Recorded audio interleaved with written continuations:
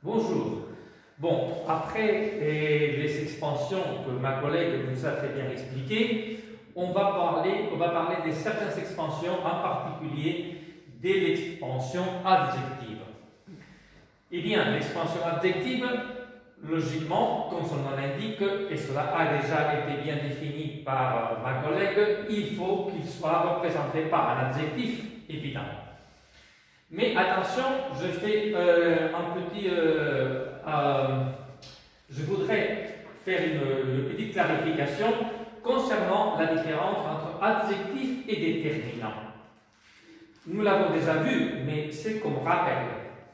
N'oubliez pas que parfois, on considère, dans certaines grammaires anciennes, vous pouvez retrouver que certains adjectifs possessifs, adjectifs démonstratifs. Non, n'oubliez pas que ceux-ci sont des déterminants. Ils appartiennent à la classe des déterminants. C'est comme ça qu'on les appelle dans la linguistique et dans les grammaires modernes. Et donc, on ne va pas nous référer à ces éléments comme des adjectifs. Donc, les adjectifs dont on va parler sont fondamentalement, mais non exclusivement, des adjectifs qualificatifs. C'est-à-dire qu'ils vont qualifier. Eh bien, les adjectifs qualificatifs, fondamentalement, ils accompagnent un nom. Et quand ils accompagnent un nom, normalement, la dénomination plus habituelle dans les grammaires françaises, c'est la dénomination des épithètes, qui n'est pas, comme vous voyez, exactement la même dénomination que l'on applique dans la grammaire espagnole. Donc, l'adjectif épithète, c'est le seul adjectif qui accompagne le nom. Et nous l'avons vu dans la leçon sur les expansions en général. Eh bien, aussi, nous avons l'adjectif en apposition, que l'on a aussi vu, et puis finalement, la seule fonction où l'adjectif peut être autonome, qui est la fonction d'attribut. Bien, ceci dit, j'avais dit que la plupart d'adjectifs que l'on va traiter dans cette expansion adjective sont des types qualificatifs. Plus une autre classe nouvelle, pour l'instant, on va la nommer comme ça, qui s'appelle les adjectifs de relation.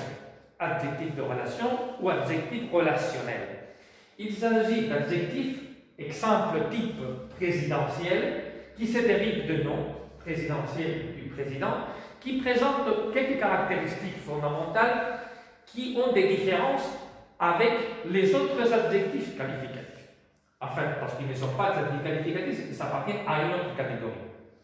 Bon, ces caractéristiques, vous verrez qu'il y a un exercice qui les étudie en détail, et dans cet exercice, on le commentera en détail aussi. Alors, je vous donnerai les caractéristiques essentielles qui différencient et les tests que vous pouvez appliquer pour différencier un adjectif de relation du reste.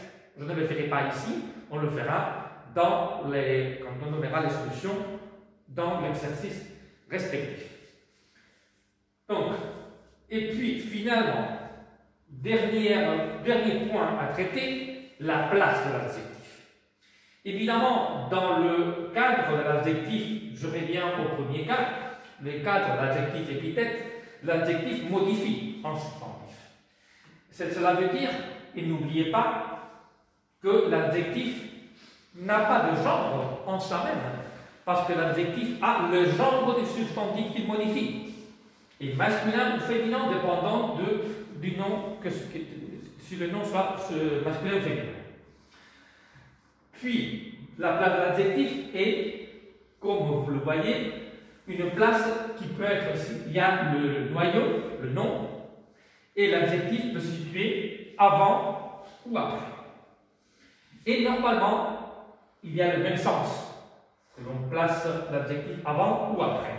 Par exemple, je peux dire une belle fille, une fille belle, un beau garçon ou un garçon beau. C'est pareil.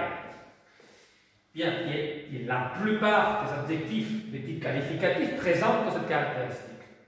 Parfois, nous savons qu'il y a quelques différences. En principe, n'oubliez pas que le français préfère la position de. Ça, c'est important. Tandis que l'espagnol, l'antéposition est une position parfaitement valable, parfaitement courante. Le français préfère que l'adjectif soit mis après le nom. Donc l'antéposition va être la position la moins courante.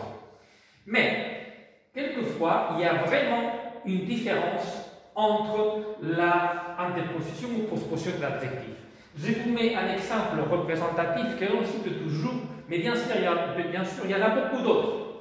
Mais là, c'est pour vous donner une idée qui est, pour dire, un exemple représentatif de ce qu'on appelle quand il y a antéposition ou postposition et le sens change.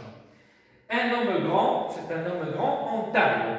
C'est un grand homme, on parle donc de son prestige.